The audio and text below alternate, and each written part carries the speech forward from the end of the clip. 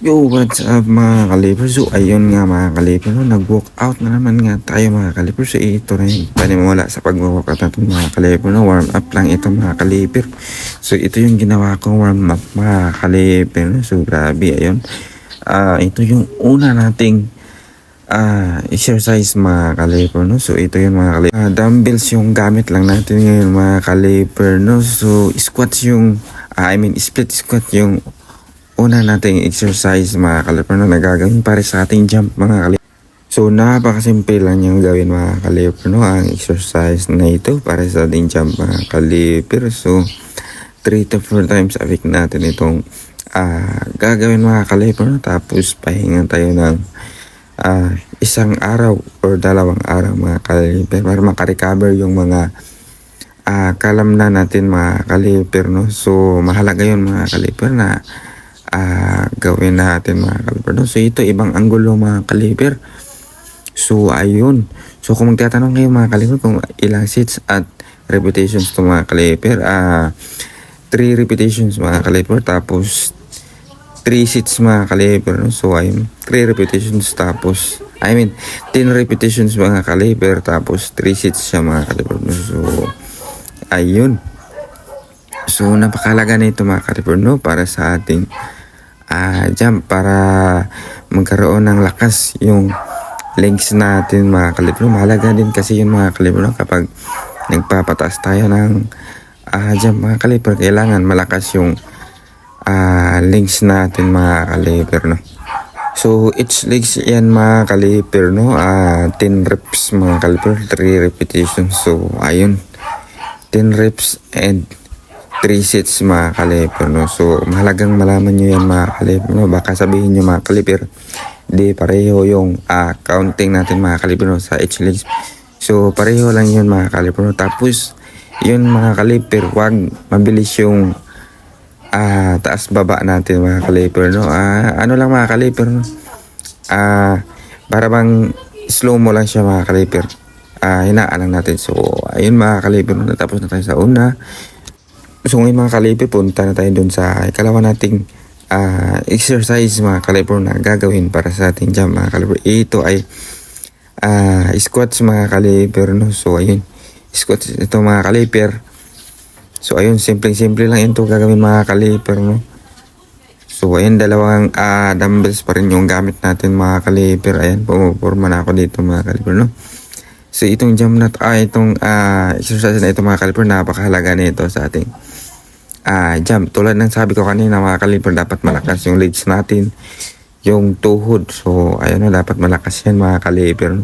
So kasi pag walang lakas yung legs natin mga kaliper or tuhod, tapos tatalon tayo, possible tayo na ma-injury mga kaliper, mabali yung buto natin mga kaliper. Kaya dapat malakas yung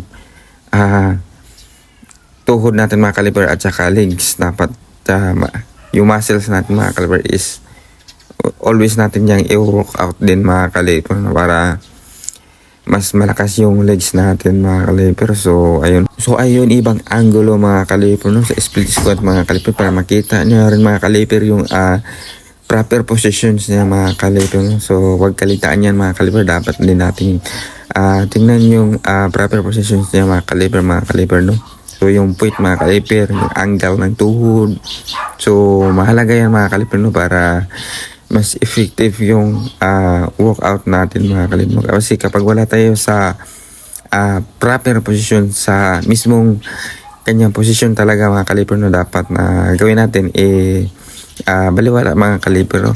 Mawawala yung effectiveness niya mga kaliper, no? Kaya dapat nasa proper position tayo mga kaliper, para syempre hindi rin may useless yung pag-workout natin mga kaliper, no? So ayun. So ngayon mga kaliper, mapunta na tayo doon sa ikato nating exercise mga kaliper, no? So ayun, ito mga kaliper is deadlift mga kaliper, no? So ayun, deadlift. So hindi plates yung gamit natin dito mga kaliper, kundi dumbbells pa rin mga kaliper, no? Pero mas mabigat ito sa una nating dumbbells na ginamit mga kaliper, no? So mabigat ito ng kaunti lang din naman mga kaliper, no? Hindi gaano siya kabigat din mga kaliper, no? Pero yung kaya lang natin buhatin mga kaliper, no? Kasi kapag kapag mabigat yung gamit nating dumbbells mga kaliper, maaari tayong ma-injury mga kaliper. So kaya yung kaya lang din nating buhatin mga kaliper, no, na dumbbells. So ilang repetitions din ba ito mga kaliper? So ito ay 8 reps mga kaliper, no? 8 reps tapos 4 sets mga kaliper. So ayun, 8 reps tapos 4 sets. So ayun. So ito yung ibang posisyon niya mga kaliper, no? Nakatagilid ako mga kaliper para sabi ko kanina mga kaliper, makita ninyo ang kanyang proper positions mga kaliper, no? Kung anong tamang posisyon mga kaliper. So ayun mga kaliper, no? Nakita nyo na mga kaliper, yan ang kanyang tamang posisyon mga kaliper, no? So ayun, dapat yung sundin yan mga kaliper. Pag hindi nyo yan sinunod, baliwala yung pag-exercise nyo mga kaliper, no? Kaya dapat nasa proper positions talaga tayo mga kaliper, no? Dapat gawin talaga natin yung mga kaliper. Always kapag nag-workout tayo, dapat isipin natin yung proper positions mga kaliper, no? So ayun lamang mga kaliper. So ngayon mga kaliper is mapunta na tayo doon sa ating last workout, ang ika-4, ang calf mga kaliper, no? So ayun, dyan tayo perform sa hagdanan mga kaliper, no? Ayan, so paporma na tayo mga kaliper. Simulan natin yung pang-4 mga kaliper, no? So ayun, so ano to mga kaliper, no? 12 repetitions mga kaliper, tapos 4 sets mga kaliper. 12 repetitions tapos 4 sets natin tong gagawin mga kaliper, no? So ayun, simple lang gagawin. So ang ginamit nating dumbbells mga kaliper is yung unang nating ginamit na dumbbells mga kaliper. Ayun, kita nyo mga kaliper, no? So ayun, kasi di pwedeng mas mabigat mga kaliper. So ayun, natapos na tayo mga kaliper. So good luck.